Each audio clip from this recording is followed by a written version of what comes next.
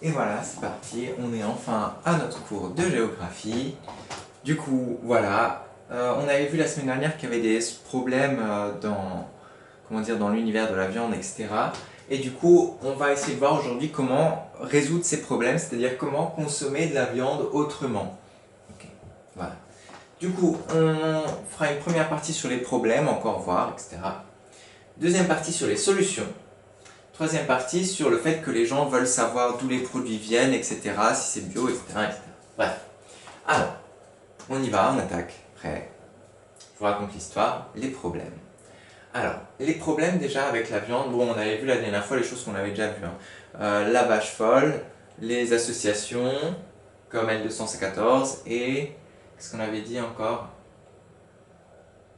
On en avait trouvé un troisième, je sais plus.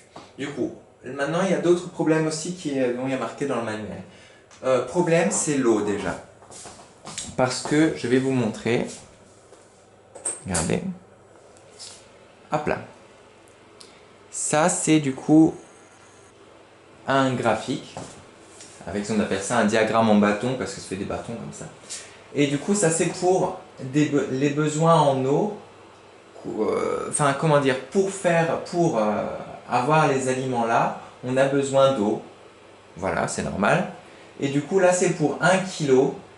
Pour 1 kilo, pour faire 1 kilo de pommes de terre, on a besoin de 900 litres d'eau, c'est-à-dire de 9 baignoires remplies d'eau à peu près, voilà. Pour faire 1 kilo de pommes de terre. C'est pas grand-chose, 1 kilo de pommes de terre. Voilà.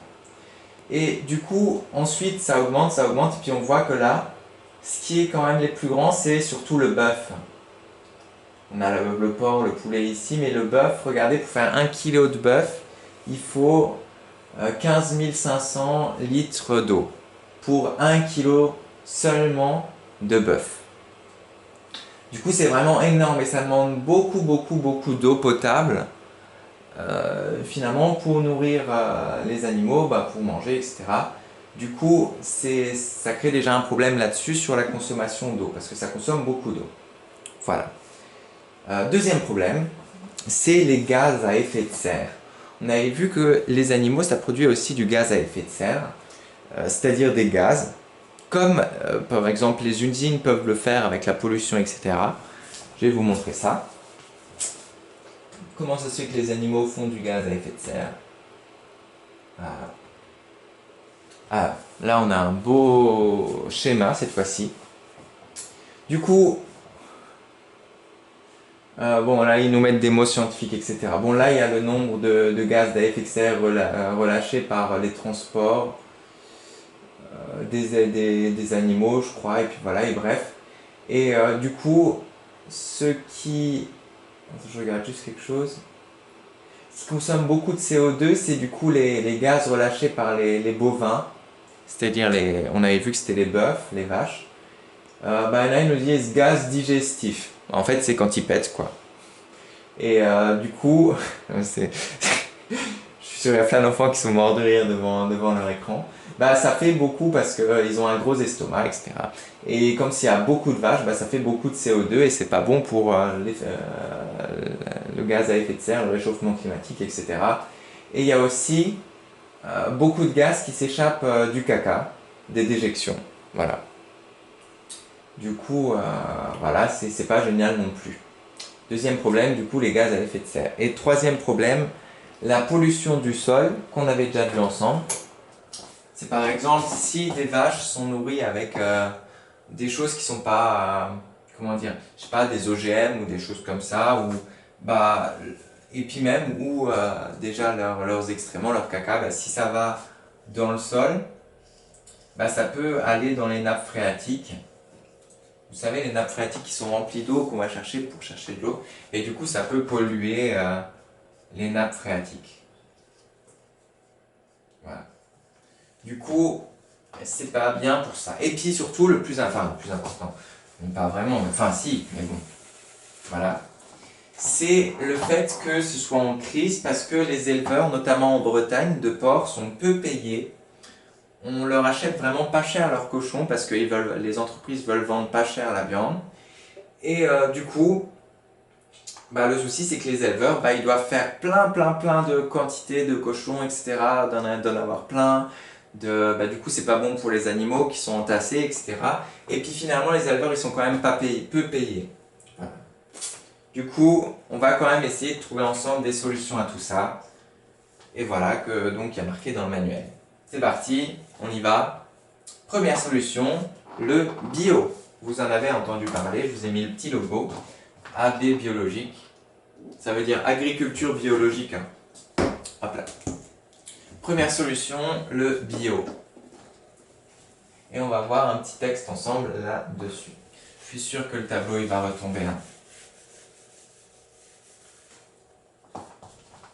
Voilà. On y va? C'est parti pour le bio. Stouc. Alors. Voici un texte. Ce texte, vous allez devoir le lire. Il raconte, du coup, comment sont les viandes bio, quels sont leurs avantages, etc., etc., etc., quels sont leurs inconvénients, voilà. Du coup, vous allez devoir lire ce texte et me répondre à cette question que voici. Quels sont les avantages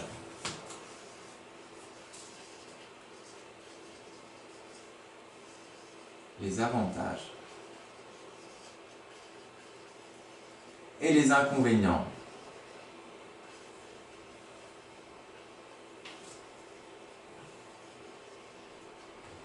des viandes bio.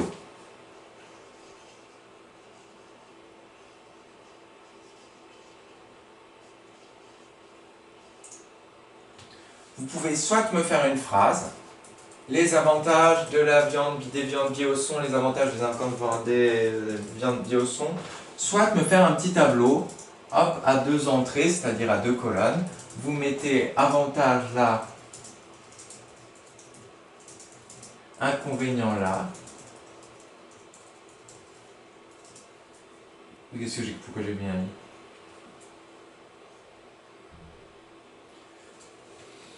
Il y a juste quelque chose. Inconvénient.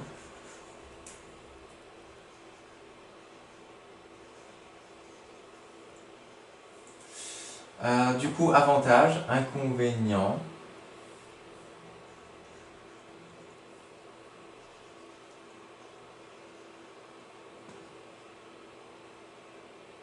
Et vous mettez, je sais pas moi, un trait, un avantage, 2 avantages, un inconvénient, etc., etc. Et voilà, du coup, je vous laisse faire ça, les avantages, les inconvénients, allez-y.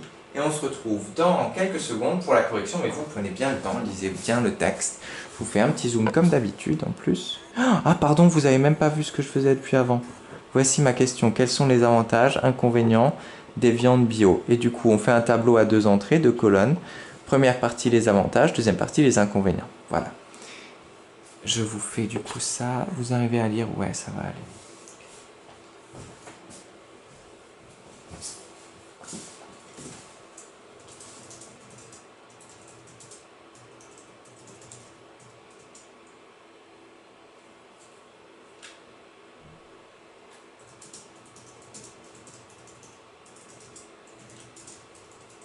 Je ferai mieux après le tableau. Allez, hop. Correction, c'est parti.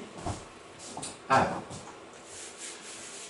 Je vais faire du coup bien avantage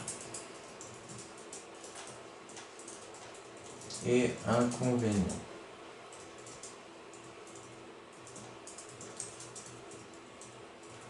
Ok. Tableau joli. Pouf. Pouf. Vous faites normalement bien à l'arrêt, comme ça c'est plus joli que moi. Et voilà. Du coup, les avantages, pour me faciliter la vie, je vais les faire en vert.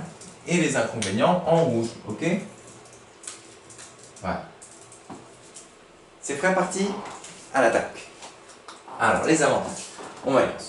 L'agriculture biologique est un mode de production et de transformation respectueux de l'environnement. Avantages, nous disent que ça respecte l'environnement. Okay.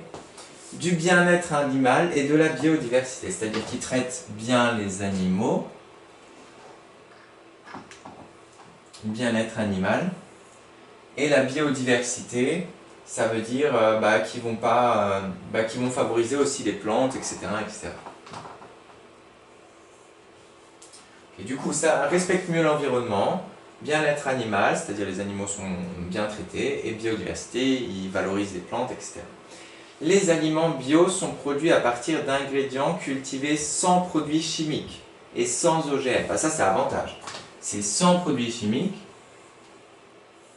et sans OGM de synthèse. Ça veut dire sans produits chimiques de synthèse, ça veut dire fait en laboratoire.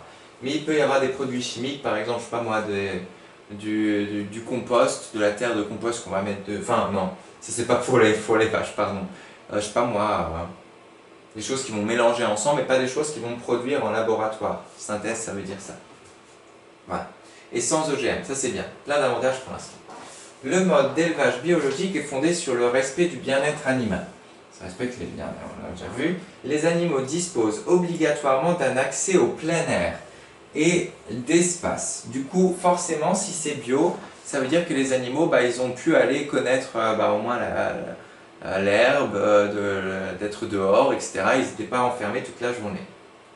Ils sont nourris avec des aliments bio. C'est bien ça. Ça veut dire que ça ne va pas polluer peut-être les sols, etc. Principalement issus de la ferme en plus. Ils sont soignés en priorité par des médecines douces, c'est-à-dire on ne va pas leur mettre des produits chimiques quand ils sont malades, on va leur donner, je sais pas moi, des plantes spéciales, etc. ou des médecines douces. Voilà. Du coup, le logo AB Bio, etc. garantissent que les produits respectent les règles de l'agriculture biologique. Mais ce qu'ils ne vous disent pas, en inconvénient, le seul, vous le connaissez bien sûr, c'est que souvent, ça coûte un peu cher.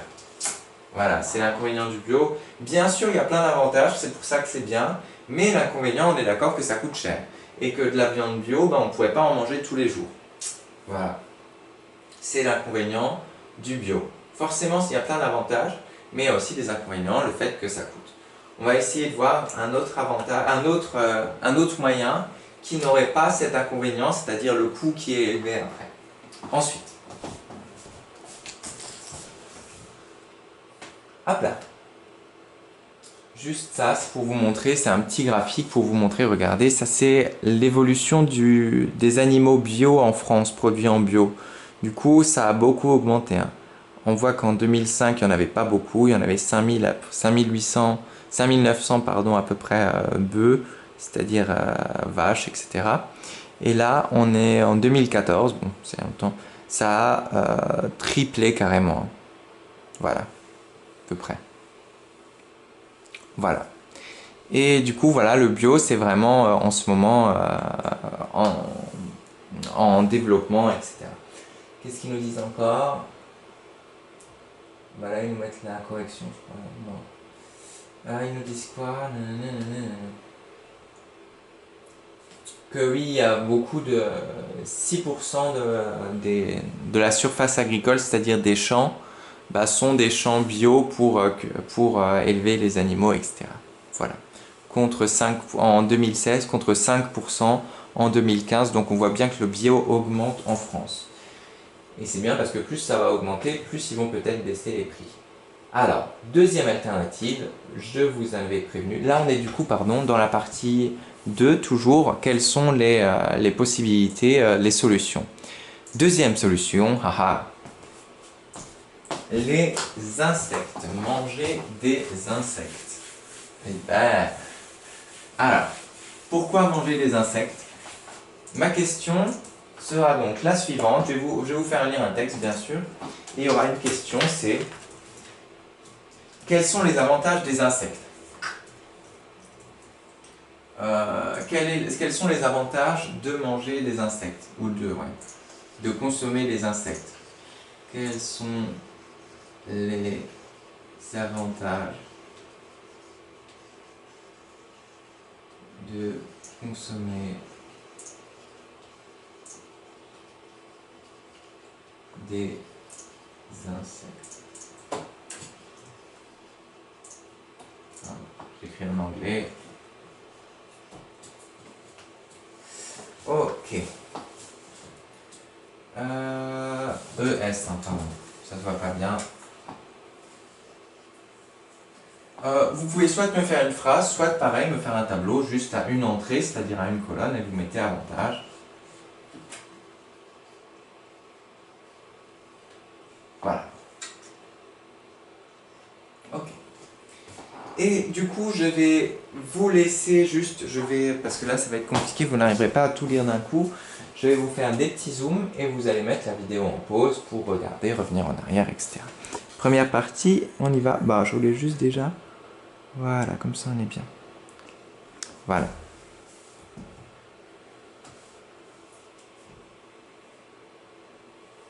Deuxième partie.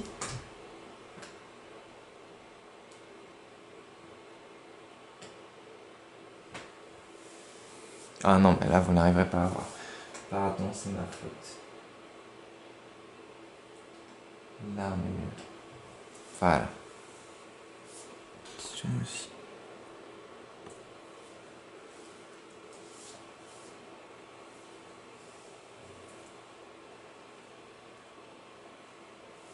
Et mettre une illustration, du coup c'est un monsieur qui mange un gâteau avec une sauterelle dessus avec marqué une poignée d'insectes correspond à une portion de viande. Je vous laisse faire du coup le travail, relire ça et répondre à ma question.